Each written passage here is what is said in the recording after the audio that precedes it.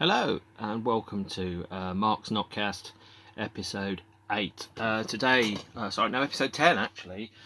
It is the 4th of November 2020 and I'm going to talk today through a recent visit that I made yesterday to the electronic exhibition at the Design Museum in London 2 days before lockdown part 2. And to talk about, give you a video review really of that. I have no idea if any of you are interested in this, but I'm gonna do it anyway. And frankly, here we go. So the electronic exhibition at the Design Museum is meant to encapsulate the entire of the electronic genre in relation to how it has impacted upon visual and graphic design, and also I was hoping it would touch upon things like technology, it would touch upon things like politics and socio-economic circumstances as well, and create almost like a contextual overview of the genre, perhaps to enlighten people. But frankly, I was very, very disappointed with it. The tickets are £16.50. When I went in, I was told it would take about an hour and a half.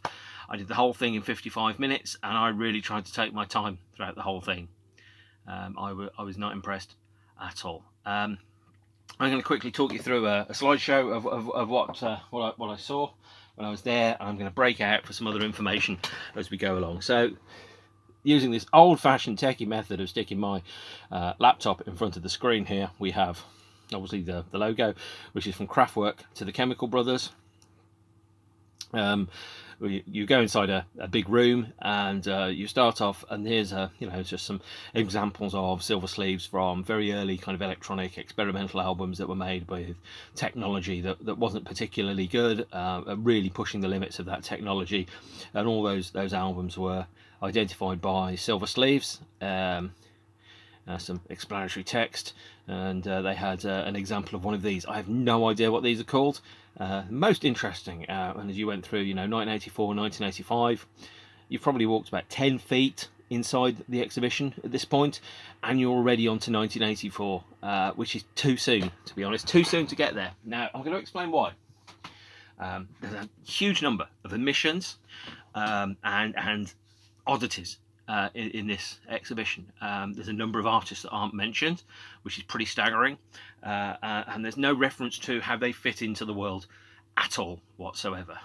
So there's a very, very brief section about the first use of things like theremins, and bizarre and unusual polyphonic bits of kit from the 1930s, but there's no mention, for example, of anything relating to Kraftwerk in any substantial way, which I'll address shortly. There's no mention of Tangerine Dream, and there's no mention of Giorgio Moroder, Harold Faltermeyer. There's no mention of film scores, for example. So Goblin, who I don't know, John Carpenter's not mentioned at all. Artists like that aren't mentioned. Orbital aren't mentioned, nor Left Field, and it really, really felt like it was missing out enormously. And I'm going to kind of touch upon it. So one of the first kind of omissions, I thought, was the absence in any way, shape or form of any reference to Tangerine Dream. If you don't know them, they're a German band who should have split in 2015 when their leader Edgar Froese died. They didn't, for some reason, presumably because they wanted to continue to make money. There's no mention whatsoever of this act at all. There's no mention of how. So some of the biggest selling albums on Virgin in the 70s were things like Phaedra, Rubicon, Ricochet. This one's still got the price tag on it. So Encore, for example, the soundtrack to Sorcerer, which was a huge hit at the time. Force Majeure. None of these albums and none of these visual kind of elements are mentioned at all in this exhibition, and it really felt like they were missing out on what I regarded to be actually a very, very important band, because a lot of people came to this music through its use in film soundtracks. Films like Sorcerer, Thief, Tubular Bells was used by, which was Mike Oldfield, which was in The Exorcist. And there was no reference whatsoever to the existence of this band at all. Now, you can argue their graphics are not amazing. I'm not going to disagree with you with that. They're very much product of their time, but there was no mention whatsoever of that act at all.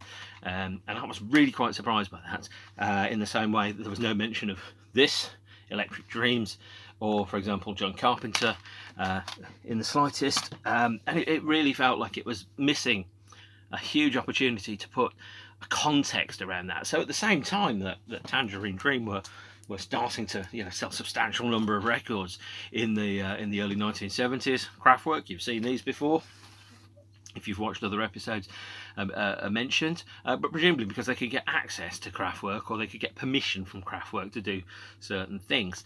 But it really tells an incomplete story, and I was very, very disappointed in the exhibition. So bear in mind, we've travelled probably about this point about 15 feet inside the whole of the exhibition. We've got to 1984 already, which means we've missed synth pop, we've missed Depeche Mode, we've missed early New Order, we've missed Human League, we've missed disco, we've missed Donna Summer, we've missed I think I've mentioned Giorgio Moroder. We've missed all of that, not mentioned at all, let alone anything around the context or the design of that. So New Order do appear in there, but New Order's appearance is limited to a poster of the infamous Pills artwork for the Fine Time single. And again, Pills is something which is really massively overlooked in this. There is no reference whatsoever to drugs, ecstasy, or even anything like that. The Hacienda's mentioned because it's a nightclub, but there's very little reference to the anything that exists outside of that. So I was very, very disappointed. Now, rightly or wrongly, New Order at this point, in which is their first album, Movement, from 1981, this was not a synth-based album. But if you look at the design of it, it's clearly based on, I think, Italian art, I think from around about 1930. This, Power, Corruption and Lies, blatantly features a reproduction of a very famous painting, the name of which I have forgotten to research. And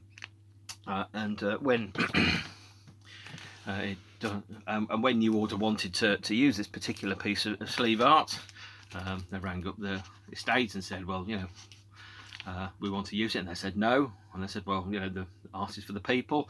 And the response from the label was, actually, we're the people and we would like to use it, which is how this piece of art became part of the New Order record. But this isn't mentioned in there at all. It's about the juxtaposition of classic art and new digital structures. There's no mention of the Blue Monday 12-inch. There's no mention of the fact that the Blue Monday 12-inch single was originally designed around a large-scale reproduction of a 5-inch floppy disk.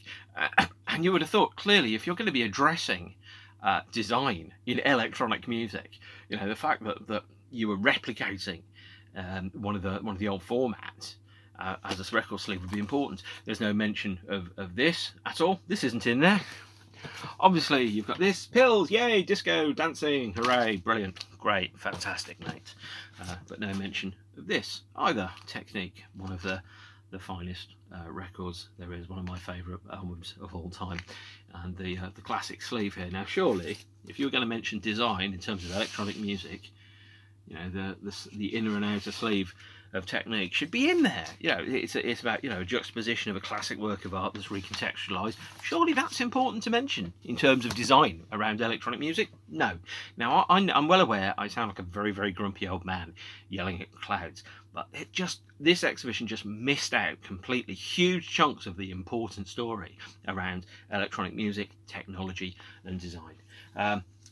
There is a Kraftwerk room, by the way, but the Kraftwerk room isn't that impressive. I'll be really blunt about it. It is just a very, very big television showing you the Blu-ray of the most recent 3D concert release. It's pretty poor, to be honest. I was expecting something that was similar to the exhibition that they had in Bonn in 2002. I think it was Bonn, where they had copies of their robots on display, so bits of their old technology. So, for example, I'll quickly kind of go through. So this is the photograph from the exhibition that they had in 1999 in Bonn, where you actually had, they had the stage robots there. No, you've just got a very big television that's broadcasting in 5:1 the most recent Blu-ray release. Now the only thing that about Kraftwerk as well is that it's very revisionist. Now I know that's something I've mentioned before, but for example, there was no mention of Kraftwerk 1, 2, Ralph and Florian. Autobahn gets a mention in the t-shirt shop if you want to buy a t-shirt, or Skip Electrokinetic. That's and no longer, you know, there's no mention of how Kraftwerk used classic pieces of ancient design and recontextualized them for their record covers. So, for example, this was meant to you know, the cover art of Trans-Europe Express, as I understand it, was originally intended to resemble, you know, a classic album or a classical album where you had the musicians that were on the cover, and to kind of present Kraftwerk as a classical artist that happened to be working in the electronic sounds. No mention of that at all. No mention of the fact that this looks oddly like some Russian iconography from around about 1930. You know, no mention of this, that, none of that. No, not mentioned at all. No, I know it's about design, mate, but we're not going to mention design. We're not going to mention the fact that we've got a Kraftwerk room. We're not going to mention designs of Kraftwerk album covers that are actually meant to imitate, replicate, and echo previous artistic. No, fuck that, mate. Nah, just enjoy the 5:1, mate. Yeah, fucking hell. I could have done a better exhibition than this. I know I sound angry about it, but frankly, they should have rung Jeremy Deller, or they should have rung me, and it would have been a fuckload better. And I apologise for swearing, but it was just no good. All right, it wasn't good enough for the money that I paid for it. I expected better, and I was walking through it, and I was going, I'm smarter than this. I know stuff that they're not referencing, they're not even hinting at, they're not even alluding to, and I'm just some dude on the internet with a big mouth and a YouTube channel. You know, no mention about Computer World, no mention about tech. By the way, we still haven't got up to 1982. By the way, you know, that there. Computer World, 1981. I haven't even got up to 1982. So all of this stuff I've mentioned, Tangerine Dream, Kraftwerk, that's not there at all in any substantial way. So, you know, the fact that they did a concept album called Computer World that was around how computers would shrink the world and make it smaller and how everybody would coexist together, no, not mentioned at all, unless you happen to walk into the Kraftwerk 3D room at exactly the right moment. No mention of how the video for Music Non-Stop, which is used on the cover here of Electric Cafe, not Technopop, Electric Cafe, you know, was groundbreaking technology where they scanned the musicians, fed them into a computer and recreated them as computer avatars, which was the first time that happened in a music video. There was Dire Straits' Money for Nothing, which was in 1984, I think. But those weren't based on scans of musicians. They were just, you know, dudes going, that ain't working. That's the way you do it. Play the guitar on the MTV. You know, no mention of the fact that these are, you know, scans of you know, waxwork heads of the band or anything. It was just the sound of an open goal being missed, I think, and whoever curated it, I don't think they really understood what I was expecting, which is fine because I didn't ring them up and tell them. But if you're going to charge £16.50, can you at least bring, you know, your best thinkers to it? So here's the Music Non-Stop record again. That's an early stage of the render that we've got from Electric Cafe. This is the telephone call. And again, you know, no mention of the fact that, aside from, well, you can buy the t-shirt of this for £25 from there if that's what you want to do. But no, so the Kraftwerk room, one great big 5:1 television showing their most recent box set. Doesn't even mention the new and revised sleeve art, by the way, either, which ties in with the exhibition that they've also got elsewhere, which is about pictograms. So there's no mention whatsoever of, you know, how the band recontextualised their artwork to be commonly understood in the form of visual language that was similar to things like road signs or so on and so forth. Nah, just have 5:1, put on some 3D glasses and watch the robots twirl around. So, by the way, this is available in the exhibition shop. It is £140. It's very good, but don't spend £140 on it, please. So, moving on, exhibition, more. So that's taken us up to 1984. I promise that it will be swifter next time. So here's some more kind of shots that we've got of various bits of technology. There is a tiny reference there to Kraftwerk, you will see. This is I think a mixing desk console, something or else. This is a studio, some other bits and bobs, and there you've got Jean-Michel Jarre, or more correct, this is Jean-Michel Jarre's imaginary studio. So this is a studio that has been put together by Jean-Michel Jarre, featuring his favourite equipment. So yep, that's fine, that's great. So you've got some bits of kit that you can look at behind a bit of glass. No references to around how that would have affected, well, you know, was any of it played on the Oxygen album, or Equinox, or Zuluk, or Concerts in China? Oh no, sorry, that's not Zuluk, that's Magnetic Fields, this is Zuluk. Or, you know, Rendezvous, which was originally due to have a saxophone solo played from the Challenger space shuttle. Fucking space, mate. Electronic music in space. And they didn't mention that at all in the design. There was like, no mention of that. Nor a mention of you know, these, which were at the time the most elaborately staged and enormous concerts that there were. Not even a mention of the Destination Dockland show either. You know, so none of that. It's just lacking a huge amount of information that's really, really important, especially around, you know, the early days of electronic music. And there's Jean-Michel Jarre's imaginary studio. Now, actually, the most useful thing that they've got is a couple of Kraftwerk books, which, unless you want to order it from their website, here we have. This one's called The Robots. It's about various photographs, poses and adventures of their particular robots as they go around on tour, which is quite sweet. And this is Kraftwerk 3D, which I think was these two books I think were sold on their museum tour. There's a word, I think it's Gerdimstanger, I can't even pronounce it, but it means a complete work of art. And when they played a number of museums and art houses in 2012 through to about 2016, I performed each one of their albums one a night or two a night in sequence, near enough, with new graphic designs and everything. So this is almost like the book version of that particular show. So you can see highlights of it that you can, you know, see and endure. And again, it's a lovely bit of art, lovely bit of graphic design here. But this should have been in there, not just a rolling video in 5.1. The Kraftwerk room was crap. It was just not good enough at all, you know. So again, I'm going to sound very judgmental, but hey, life's too short to be bland, right? Just don't tell my diet. So that's Jean-Michel Jarre's studio. This is some, and then there's a section on Aphex Twin, which again kind of addresses some of his work, which is good, but it's not, you know, oh, that's blurry. It's impressive, but there's no commentary, there's no text, there's nothing that goes with it around that at all. There's no frame around it. There's nothing that says around how, you know, the Aphex Twin was important. There's nothing about his graphic design skills, or how he presents his work graphically, or how he's replaced his own face and used it as a template for other bits of work. There's nothing in there around that, and it's really insubstantial, you know. And once you get past this, which is the Kraftwerk, not Kraftwerk, no, that's the Kraftwerk room is behind that. Once you get past the Chemical Brothers, this is the only thing, by the way, that mentions a band called Underworld, who I absolutely love. There's nothing in that touches upon Underworld's importance apart from that there. So if we're moving chronologically through the flow of this, you know, it tells a really incomplete story of electronic music.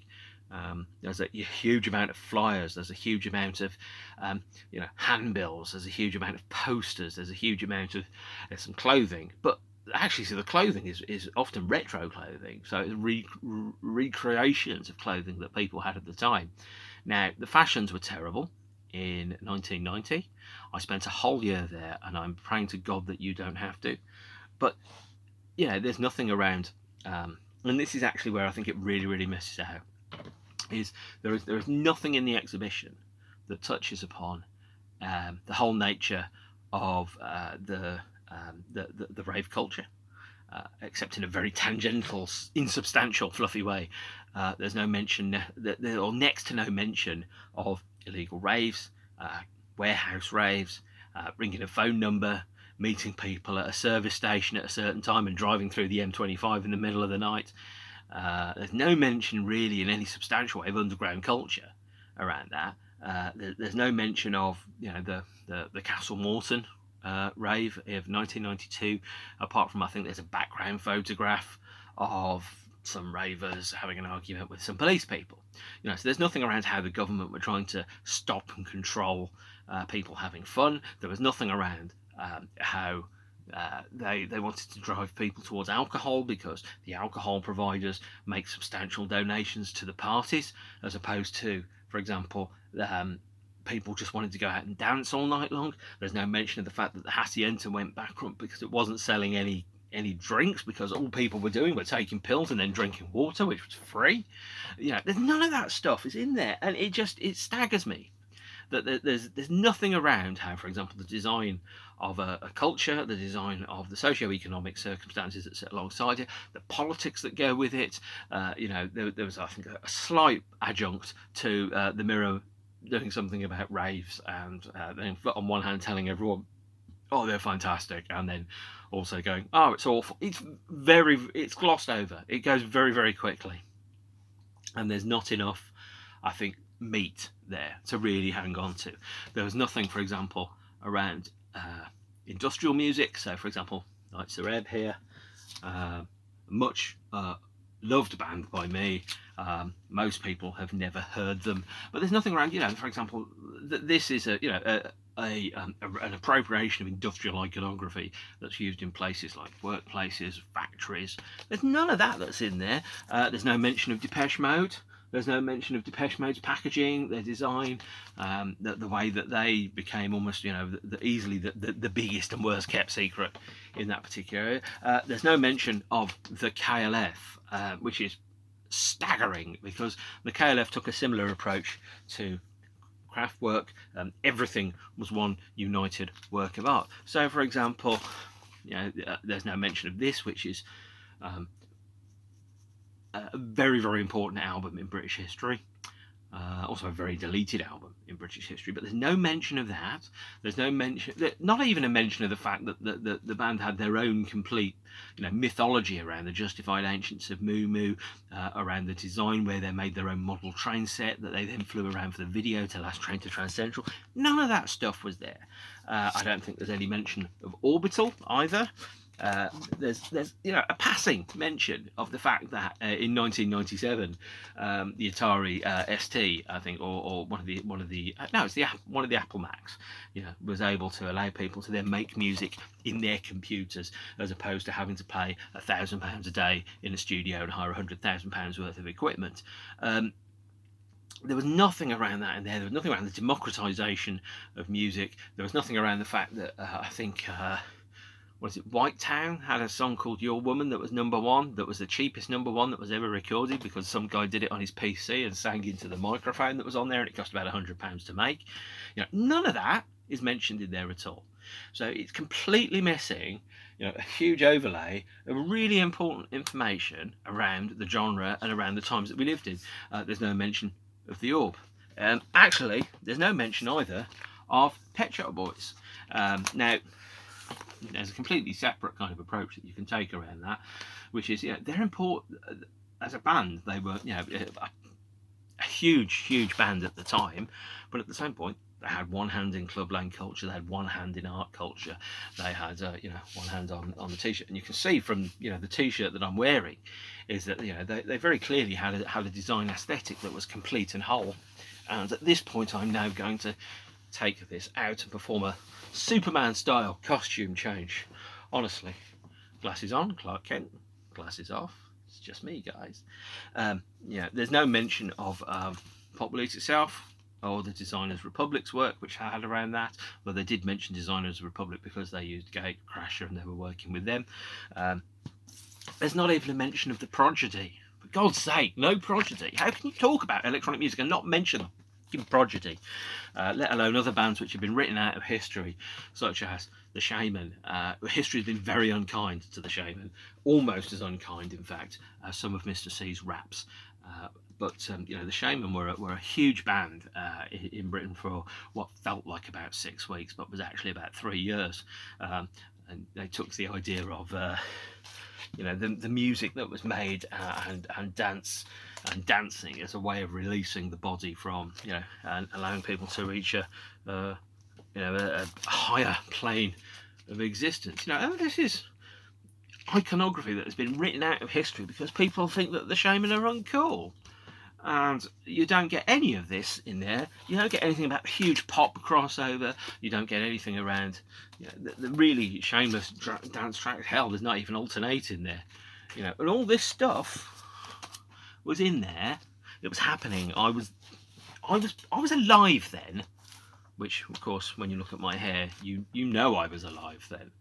But none of it is mentioned. You know, it's been written out of history as you know, unimportant, and it's really reductive to do this.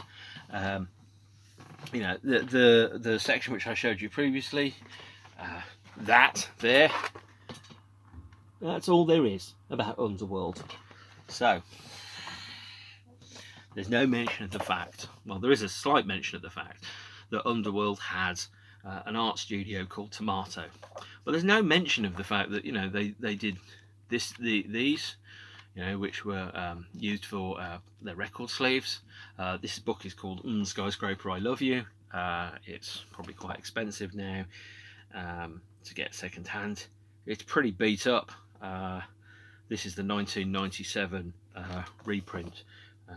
Can't remember how much it cost me, but it undoubtedly will cost you more now. And if you look at, you know, Underworld art, it's a lot of it, certainly at the time, was built around distortions. It was around the ideas around photocopying, you know, and a lot of the handbills and the posters and the advertisements that they put out were all photocopies. You know, the kind of places I went to, at least then, were all done on budgets by skin people with huge imaginations. And so photocopying was the way forward. And if you could get 4 sheets or you get 4 handbills onto an A4 piece of paper, then that was quite cheap. That was about 2p per thing. Or, you know, if you were photocopying in huge bulk, you could really get, or bought your own photocopy. It would be dirt cheap. No mention of Born Slippy, which I think was number 2 in 1996. So you go through all of this stuff around electronic music. You don't mention, you know, the biggest, you know, that's their Wonderwall, isn't it? You don't mention Second Toughest in the Infants. You don't mention these here, which, you know, by any standards, that's a nice bit of graphic art. You know, Underworld records looks like they could have been hung up in art galleries as particularly nice photographs. And yet, all right, so this one's the Italian version, which doesn't have a fancy bit of art on it. But again, you know, these are bits of graphic design that have been written out in favour of nightclub flyers for Gatecrasher, which was great, but it's not the whole story. It's nowhere near the whole story.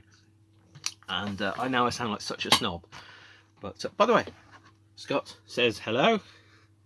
I've got one of those on every laptop of mine. If you see, this is so yeah, this is perhaps quite interesting. So this is a series of records that look like a SoundCloud waveform when put together and presented. But, you know, you go through it and we're getting near the end now. We really are.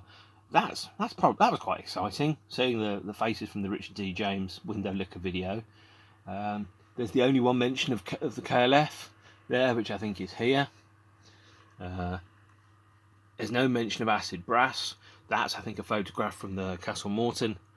I think that's the only stuff that there is around, you know, illegal raves and the criminalisation of dance music for putting out repetitive beats in 1993.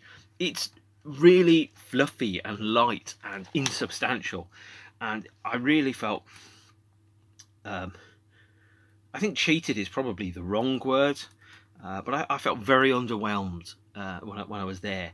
It just didn't tell the story in any way. It didn't touch upon design in terms of how people designed systems. It didn't touch upon graphic design in any substantial way, so it didn't draw parallels between past and future graphic design. It didn't talk about the branding of super clubs in the way that they were branded, like football clubs, for example. It didn't talk around Kraftwerk's use of iconography from history. There was no mention of a number of key acts from that period. It wasn't worth the money, and I was really quite disappointed with it. As frankly, I've got loads of shitty old rave flyers, and all I really got was lots of stuff behind glass that I'd been handed in the street and I'd thrown away about 30 years ago. And it was missing any information around the technological changes and advances that electronic music has provided. It didn't even mention, for example, that Kraftwerk's Autobahn was using the idea of the car as a substitute or an analogy for a synthesizer, because a car and a synthesizer cost the same amount. No mention of that. No mention of the fact that Tangerine Dream weren't mentioned. Film soundtracks weren't mentioned. None of that. Nothing about graphic design and how it tied into classic old bits where they stole, borrowed, appropriated old bits of graphic design or art or trends, for example, such as the New Order Slave for Movement, which I showed you earlier on. Nothing around how the technology changed and freed and democratized the ability for people. Now, anyone can put something on Mixcloud or SoundCloud. Hell, I can do it. I can put something on YouTube right now and broadcast to quite literally dozens of people who may be interested. But none of that around the changing and empowering form of technology, which there was. It was all just, well, here's flyers, here's no context whatsoever. And the grand finale that they had for it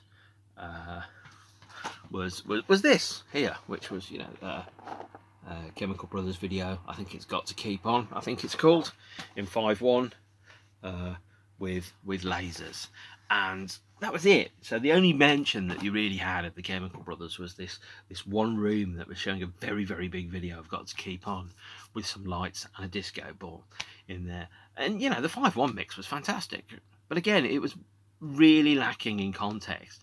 I don't think there was no mention of the Heavenly Social that I could see either. Let alone provincial nightclubs. Hacienda got mentioned, Gatecrasher got mentioned, some of the mega raves in places like Berlin got mentioned, but that was it. There was no mention of the life that I was at least tangentially involved in at the time. No mention of the socio-economic, political, technological advantages or changes that were brought about by that. There was no context. It was like watching an action movie version or an edited highlights trailer reel of what it should have been. And if you want to understand what it was like to be in that world at that time, especially around the period in the 80s and the 90s, there's a fantastic documentary by Jeremy Deller called Everybody in the Place, which really does a far, far better job of explaining the circumstances behind it. So overall, my review of the electronic exhibition at the Design Museum is nice shop, but everything else is very shallow. I learned nothing through that. I saw nothing I hadn't already seen, and it really felt like it was a dumbed down greatest hits Michael Bay kind of level exhibition of things to make middle-aged people remember what it was like when they were younger and had fuller heads of hair, as opposed to being able to put some very, very important movements in culture and music and technology in the proper and appropriate context, and to give shed light on them. Going 30 years away from that now, we're able to look at it and to get a better understanding of how it is and how it all fits together. Now, I promise I'm being very, very grumpy about this, but really, I don't think it's worth the money to go. I was spectacularly unimpressed, and it was the least impressive thing that I've seen, that I've paid to go and see in an art museum or an exhibition. God, I can't even remember the last time I saw something that was so bad, to be honest. So fluffy and so insubstantial. Heck, even going to the KGB museum in Berlin was more exciting. So I'm going to wrap up here. Thank you for listening to me ramble on about technology for 35 minutes in a Chemical Brothers job. And hopefully I will be more positive the next time that we meet, and I will have positive things to say.